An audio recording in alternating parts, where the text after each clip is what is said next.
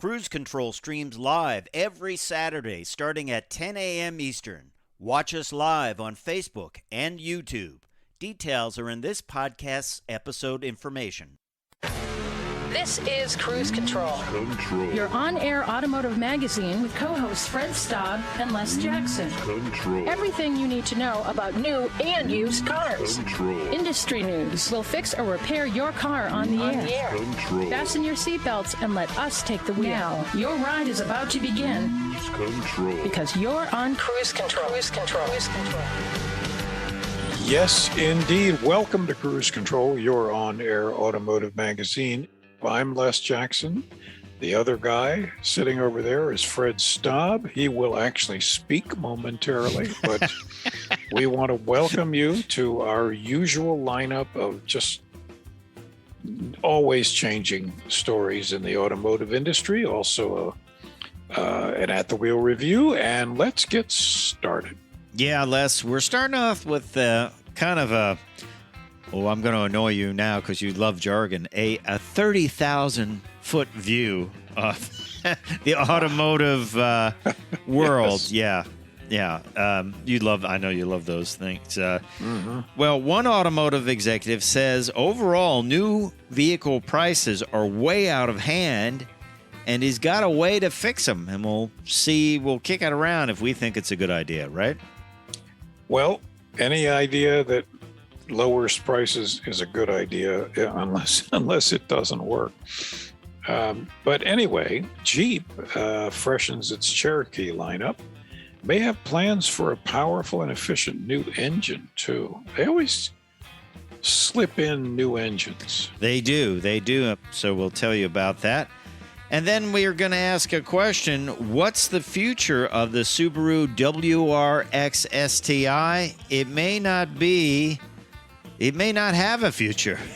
So we'll tell you about that. And, of course, they do still sell the WRX, which is a lot of fun, but you're going to pay significant amounts of money for that. It is not inexpensive. But it is a lot of fun. And then I'm going to have an at-the-wheel review of the Hyundai Santa Cruz. If you like the Tucson, well, this is a Tucson with a pickup truck bed in the back. It's going to take on the likes of the Honda Ridgeline and some others. And it seems like this segment is heating up. It's pretty interesting, and I think it was a great idea from the folks over at Hyundai to play in this market and kind of modify one of their vehicles. And we'll tell you all about it because I liked it. I actually have to say I overall like the vehicle. And it has to be for you. You know, probably most people would be better off with a regular SUV, and I'm sure they'll sell more of those. But the Santa Cruz is an interesting vehicle. You and I talked about them. Hyundai getting into the pickup truck business for a long time. Yep. They had all kind of concepts, and they finally did it. I really liked driving it back in the fall. I just was very pleasantly surprised. Yeah. Well, we'll talk about that and more on Cruise Control, your on-air automotive magazine. I'm Fred Staab. He is Les Jackson. When we come back, we'll jump into that executive saying cars are just too expensive. What are you going to do about it? What is he going to do about it? We'll tell you on Cruise Control. Mm-hmm.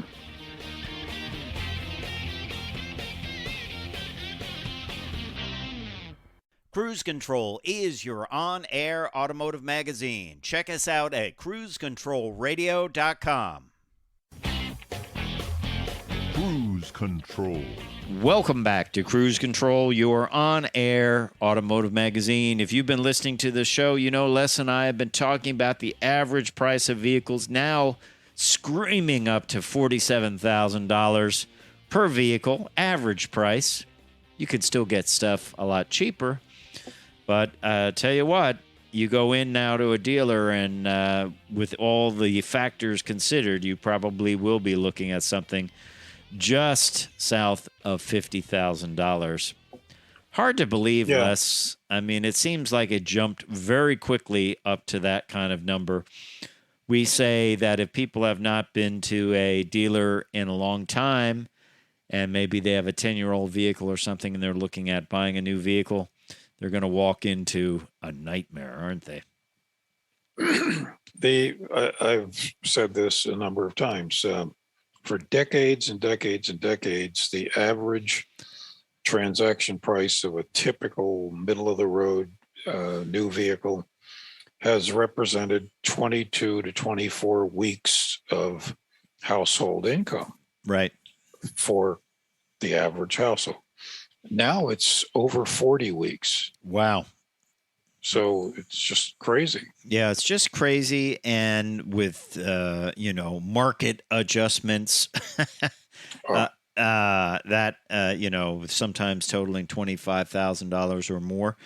We're going to tell you one story about the Hummer EV later that will really make you scratch your head why anyone would want to pay that much of a markup. But so with the prices up that high, Stellantis CEO Carlos Tavares, of course, Stellantis is Chrysler and Dodge and Fiat Alpha. and Alpha.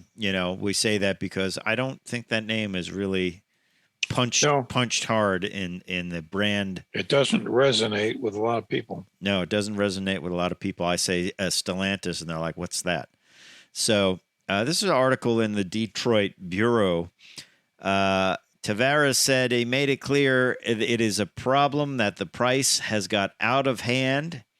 And he said there are certain factors like semiconductor chip shortage and made it a buyer's market. But overall, he feels that it is out of hand, that they should not be that expensive. So what he's doing is he's kind of doing a bit of decontenting. In other words, there will be things like smaller screens, eliminating some standard features. But the problem is, by doing that, I think a lot of people want, it's not that big a difference. It's a few $1,000s. Right. I would like, if I'm going to keep the vehicle for a long time, a heated steering wheel, heated seats, a better screen. So his view is to kind of decontent them a little bit, and he draws on the Ford Maverick, which he says it begins at under $20,000, thanks to keeping things simple like crank windows and overall back to basic approach features. I don't know. Is decontenting the way to go here? I never liked that, Well, I don't believe decontenting will really work because we live in a very spoiled society. Yeah. And people, once they're used to what they have, will say, no, I won't buy that. Well, you know what my steering wheel heater is in my vehicle? Gloves? That's it. Yes, the steering wheel is cold. Yes, I have a pair of $10 gloves.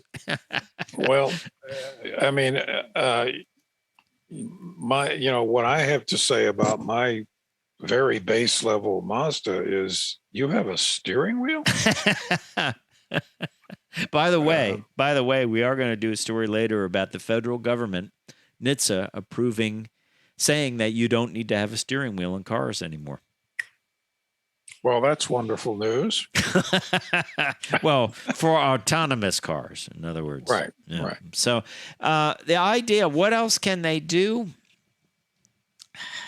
I think one way to do it is somehow sell stuff for MSRP, and get away from just basically, in some cases, the price of another car being tacked onto your original car, especially cars that are designated like the Ioniq 5, that's designated as an inexpensive electric entry-level vehicle. Just to mark that up, I think they had it marked up well over $50,000, and that's crazy, So I don't think decontenting is going to work.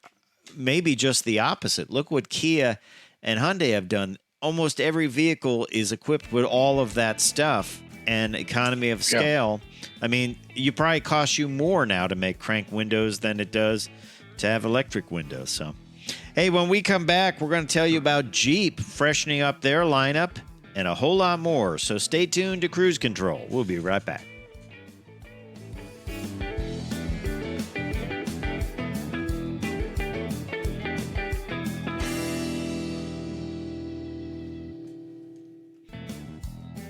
And welcome back to Cruise Control. Les Jackson, Fred Staab. We are glad to be along have you along for the ride. Don't forget to check us out at cruisecontrolradio.com because, hey, you can like us on Facebook, follow us on Twitter, that's Instagram, all that stuff.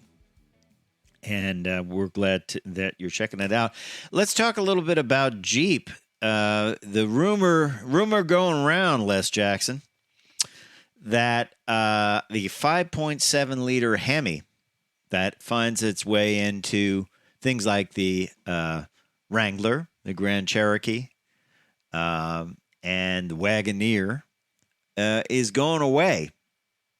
That they will have a turbocharged 3-liter inline 6 with lots of pressurized cylinders to replace that, and will have even more horsepower than the 5.7 liter Hemi. The code word for this engine is Tornado. And they had a great 4-liter V6. It's one of their most bulletproof engines. It was replaced in 2007. I love that engine. I thought it was a great engine, actually. And that was an AMC design. It lasted from 1964 to 2006.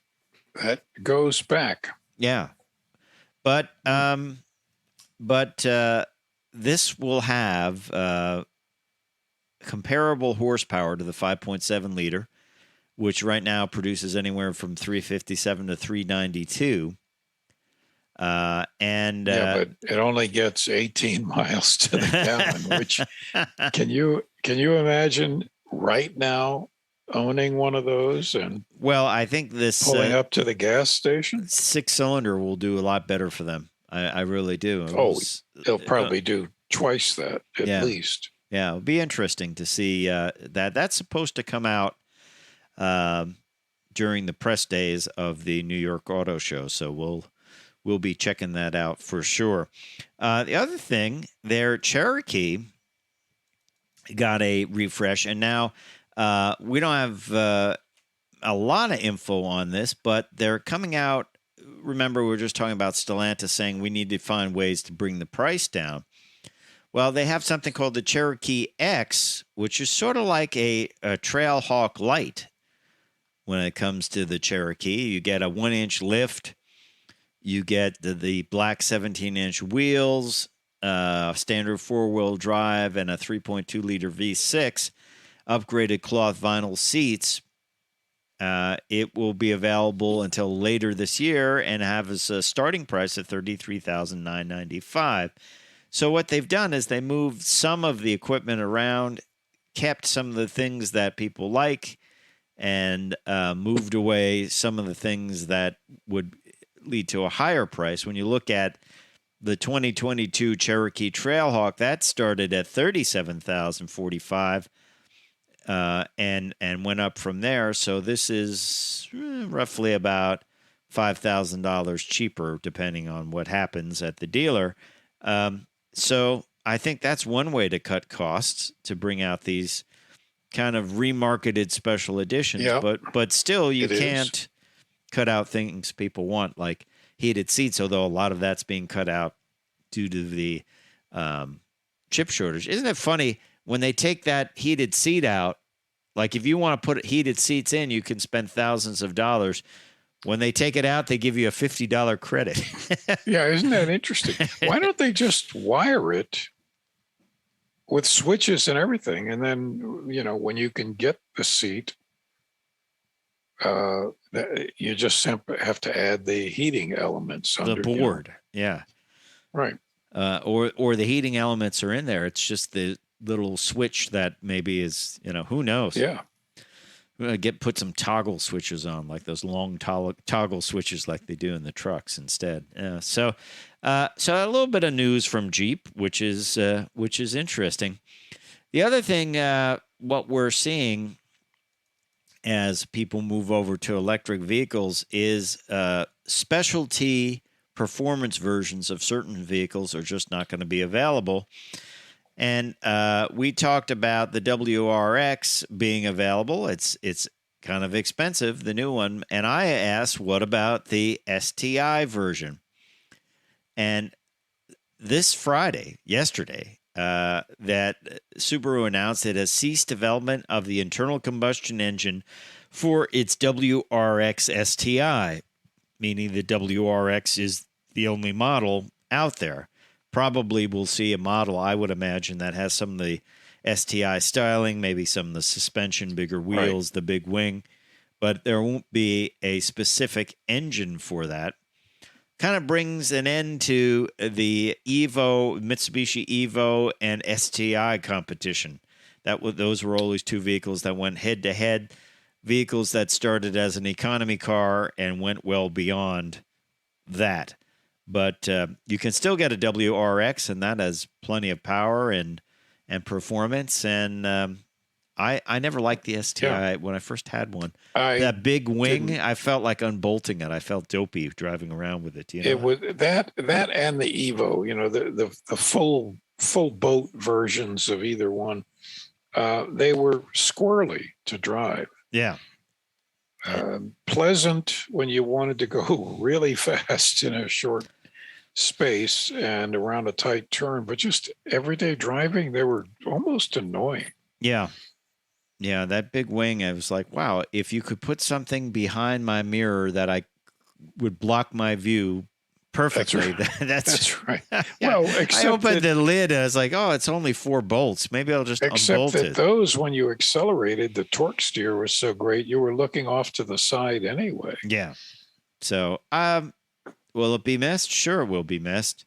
Oh, sure. But I think they may even have a little bit higher version of the WRX. Who knows, with a tune on it or something like that, a bigger turbo. But it takes a lot of money to build these engines and get them certified. And it's not like the old days where you could have 6 different engines available.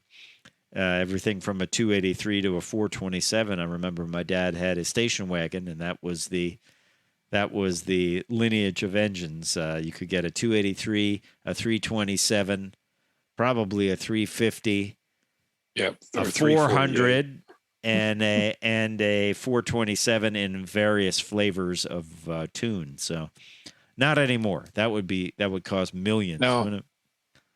So, there you have it. Hey, you're listening to Cruise Control, your on-air automotive magazine.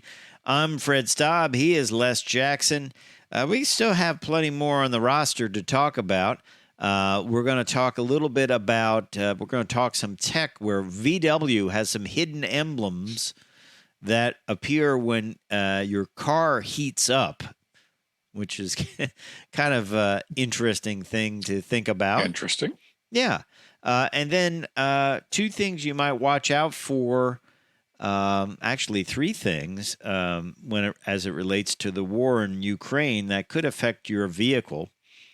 We'll talk about that. And I mentioned the feds have approved no vehicles with no steering wheels. Not a manufacturing issue, just moving towards some vehicles being fully autonomous. Take a course in how to lean. Yeah, weight transfer. It's all weight transfer. You lean to one side and parallel skiing. Parallel skiing, yeah. So all of that's coming up on Cruise Control. A lot to get to, and then we'll have that at the wheel review of the Hyundai Santa Cruz, which has the lovely front end of the Hyundai Tucson, and then instead out back it has a small bed with some unique features, which we will talk about. I enjoyed it. I thought it was a pretty good vehicle, and I also liked the fact that it had a dual clutch transmission that actually worked really well. So We'll talk about that when we come back on Cruise Control, your on-air automotive magazine.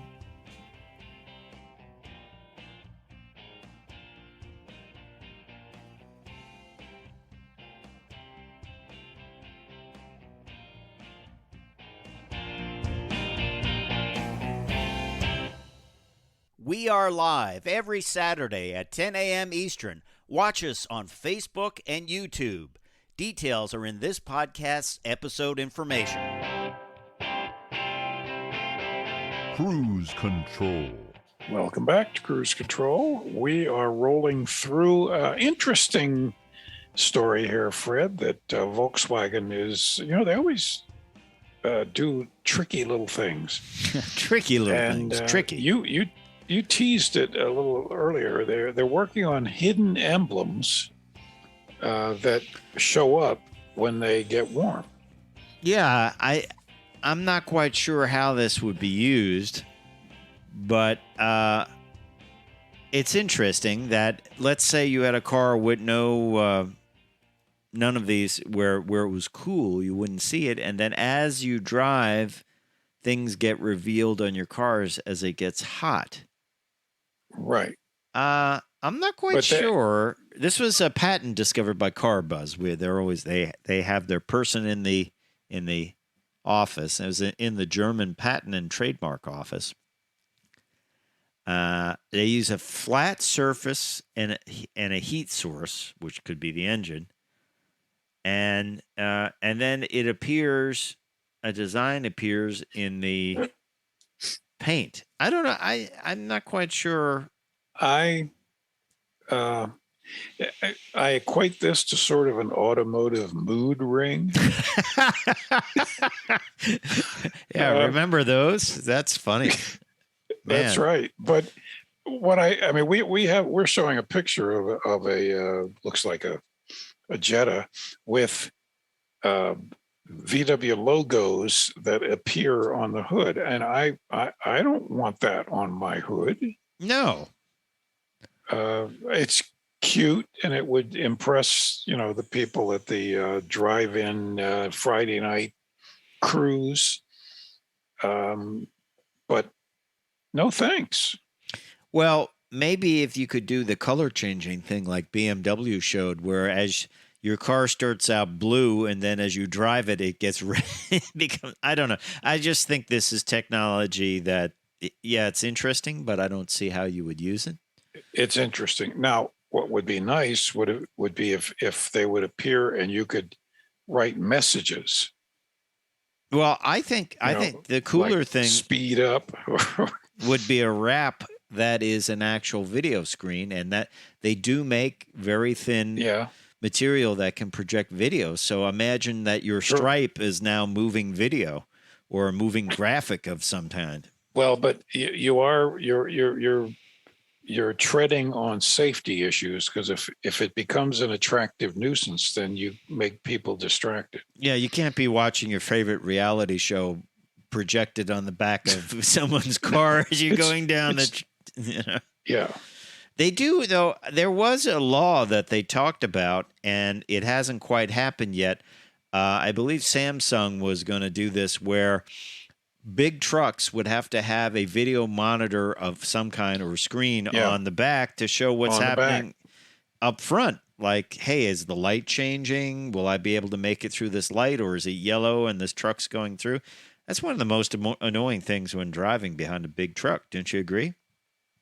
Oh, absolutely. That's why I always try to get around them. It's very dangerous sitting behind one. I like that idea. It would be expensive. They'd have to clean it often. Yeah, but I can see where the trucking people wouldn't want to do that. Let's talk about a couple of stories here about how the war is affecting things, or may affect you here.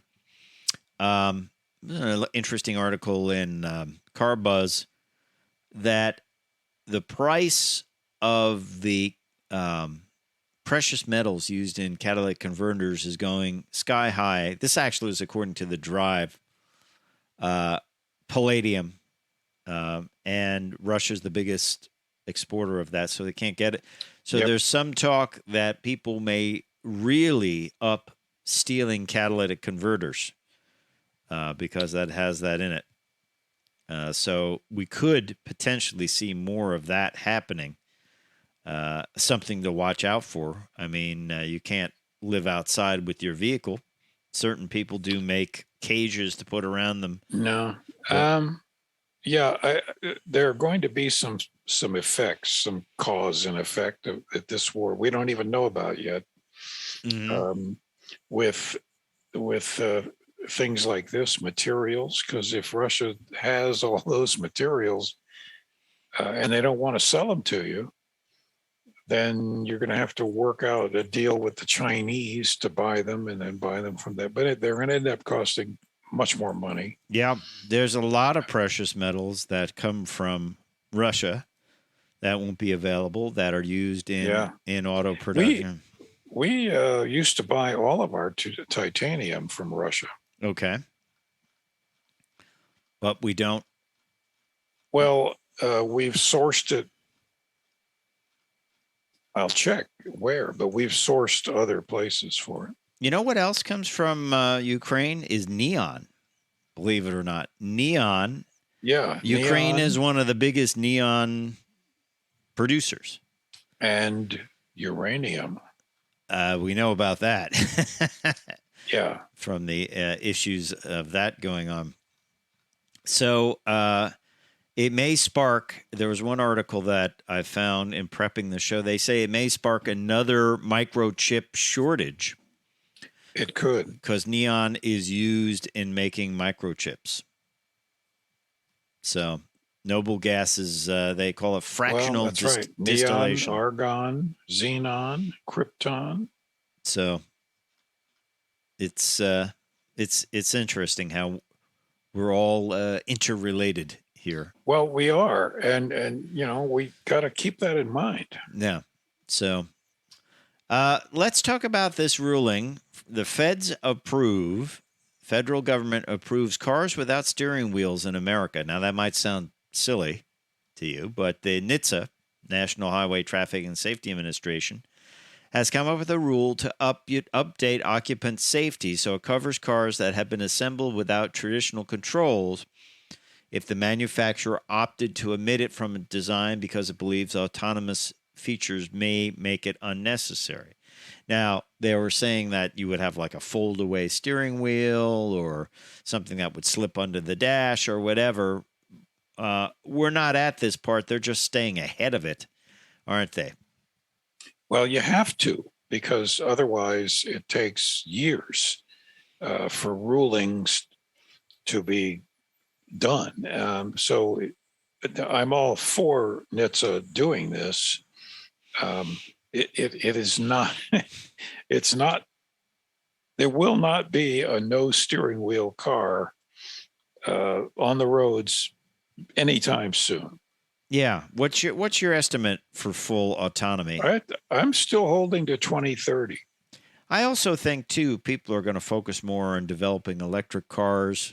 Yeah.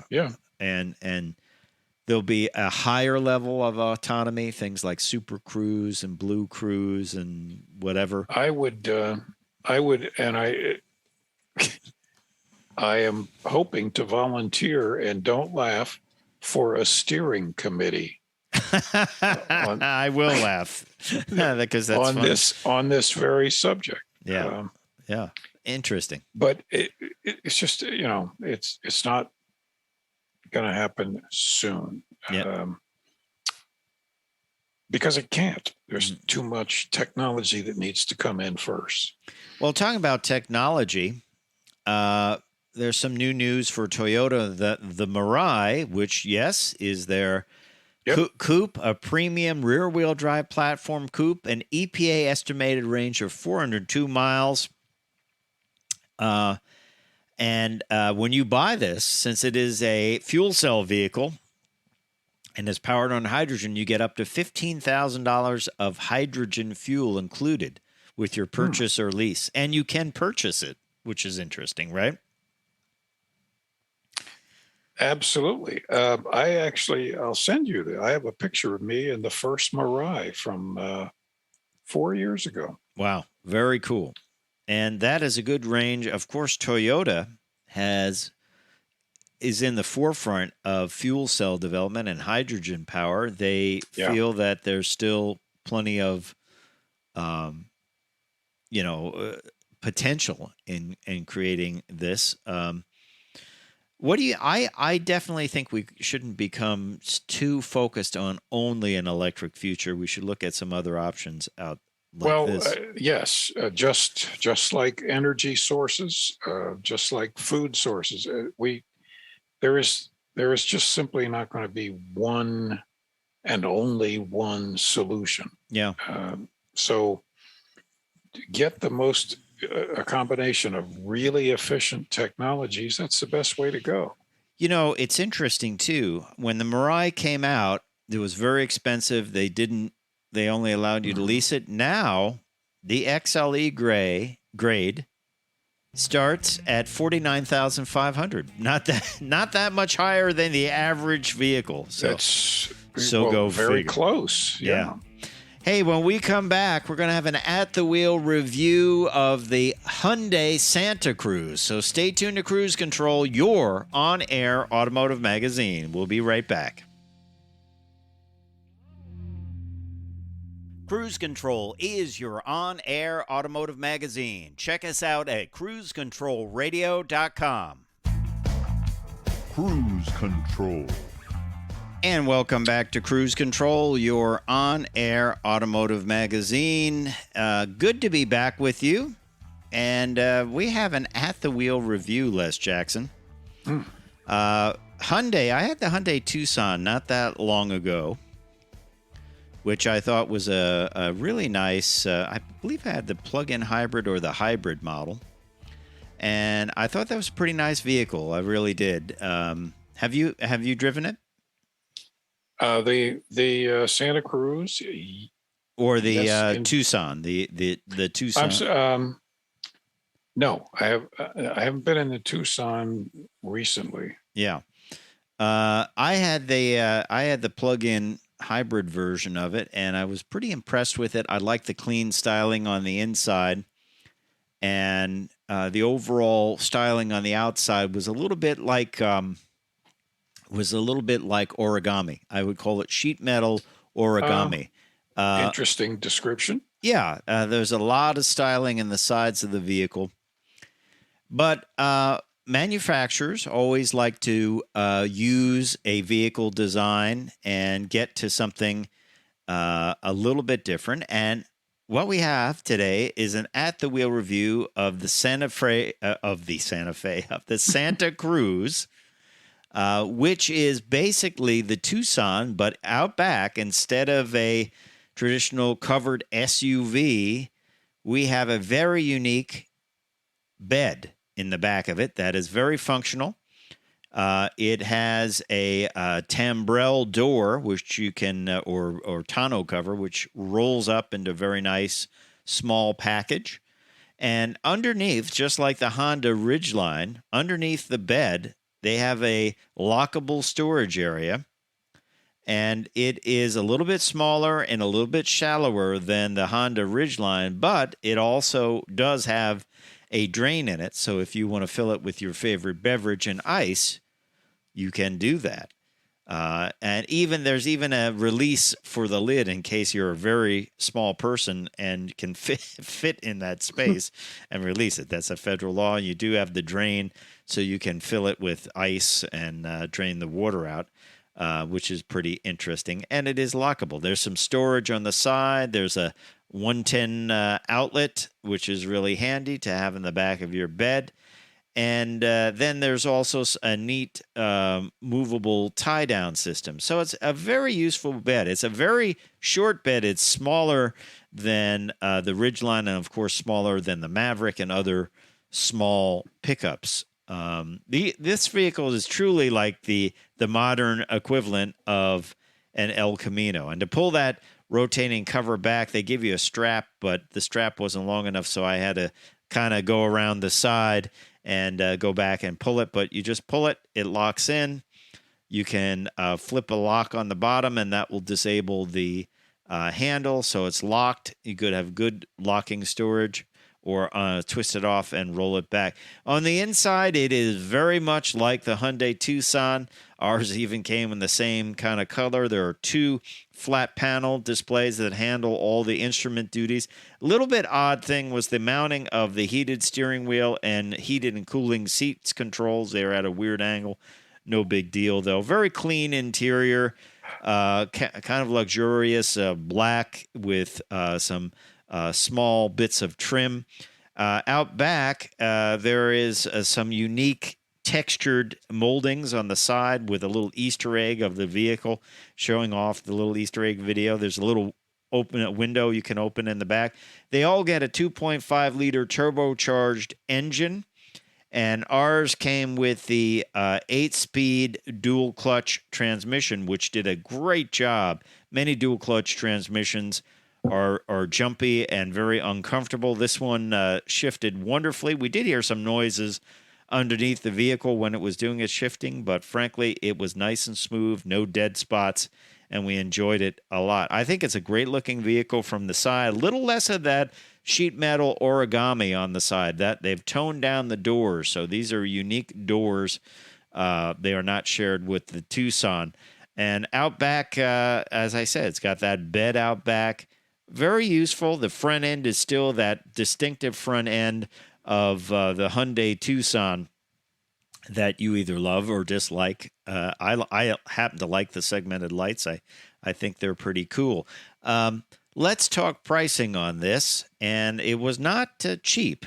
By the way, it does come with a 5-year, 60,000-mile warranty, 10-year, 100,000-mile powertrain warranty, 7-year unlimited anti-perforation warranty. Ours was in Phantom Black, by the way. And so let's look at what was included. A ton of things are included because that's kind of how Hyundai does it. Virtually everything was included on this limited model, all-wheel drive model. Full safety suite with driver attention warning, blind spot collision, rear cross traffic alert. You want that on your vehicle, rear cross traffic alert.